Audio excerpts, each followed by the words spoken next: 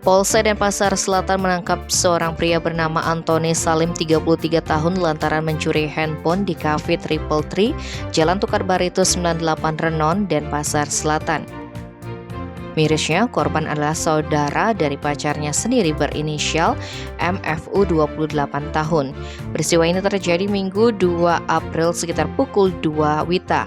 Bermula ketika korban bersama teman-temannya termasuk pelaku datang ke tempat kejadian perkara untuk nongkrong dan minum Sabtu 1 April pukul 23 untuk merayakan ulang tahun korban. Tanpa curiga, MFU menaruh HP miliknya di atas sofa. Beberapa saat, efek dari minuman membuat korban mabuk dan ketiduran.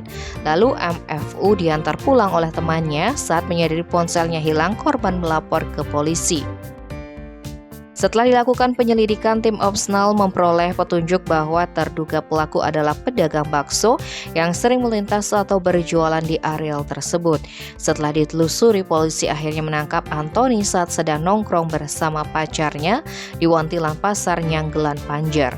Dalam pemeriksaan, pria asal Lumajang, Jawa Timur ini mengaku HP hendak dijual untuk memenuhi kebutuhan ekonomi.